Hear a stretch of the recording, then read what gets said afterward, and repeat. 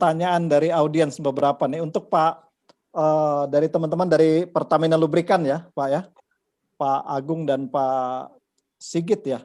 Ini ada pertanyaan dari Pak Gusti Ngurah. Apakah Pertamina Lubrikan sudah produksi synthetic coal dan apakah ada dampak signifikan terhadap pengguna di sintetik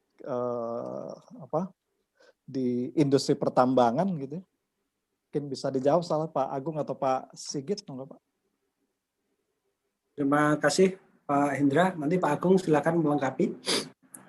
Untuk sintetik lubrikan Pertamina sudah memproduksi, ya, baik untuk otomotif maupun untuk aplikasi industri. Nah, memang yang untuk aplikasi industri ini, kalau di otomotif pelumas sintetik ini sudah jamak Pak ya, sudah jamak, sudah hampir semua mobil bisa pakai oli sintetik. Tapi kalau di industri memang tidak semua equipment industri membutuhkan pelumas sintetik. Ini bedanya.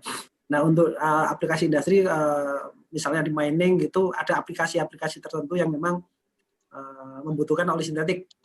Ataupun untuk industri umum ya, misalnya untuk oli kompresor ya, kompresor dengan RPM yang tinggi, dia high temp gitu, dia akan membutuhkan pelumas dengan kategori sintetik. Demikian juga untuk hidrolik mungkin ada arah-arah yang ke arah sintetik gitu, membutuhkan viscosity index tinggi gitu supaya tahan temperatur, kemudian memberikan fuel efisiensi dan lain-lain. Jadi di aplikasi-aplikasi tertentu yang memang menggunakan pelumas sintetik, dan Pertamina Lubrikan sudah memproduksi pelumas sintetik untuk produk di industri, di mining. Tentunya nanti dampaknya ke lifetime dan juga ke ketahanan pelumas itu sendiri, yang nanti dampaknya juga ke kehandalan mesin.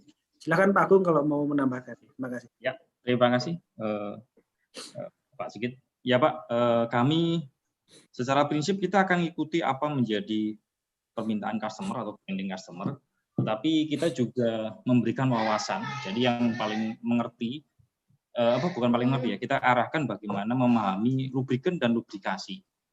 Nah, ada beberapa customer kami terbesar ya Pak ya, di mining, itu kita kasih pemahaman di mana dalam hal sintetis itu belum karuan juga dalam efisiensinya juga lebih, kecuali untuk aplikasi yang tadi dikatakan khusus gitu. Nah, salah satunya misalkan untuk di mining, untuk kompresor ya, otomatis kita punya produk namanya GC Loop, dan itu pasti sudah diuji Pak, karena itu diuji di upstream kita di EP, PHE, itu sudah menggunakan produk kita dan itu sudah teruji di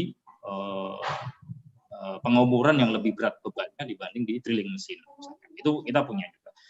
Gear untuk tipe-tipe gear tadi yang untuk high-temp, misalkan di semen, ya kita tahu di semen high temperatur atau di steel, ya itu salah satu pemakai batu bara juga. Ini kita sudah masuk. Jadi kita dengan teman-teman semen Indonesia atau steel kita sudah buat monitoring khusus bagaimana transisi produk sebelumnya dengan produk kita terkait dengan yang penggunaan sintetis atau produk di downgrade tapi tetap umur yang sama.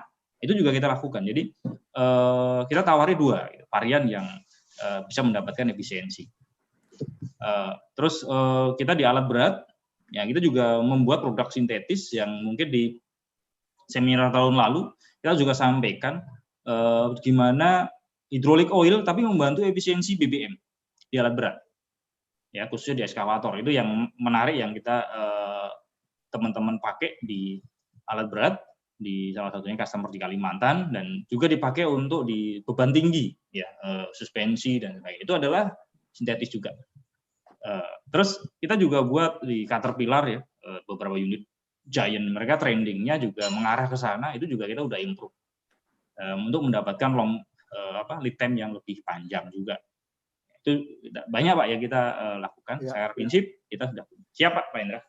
Baik, terima kasih. Oke, Pak Sigit ada yang ditambahkan? Cukup Pak Hendra.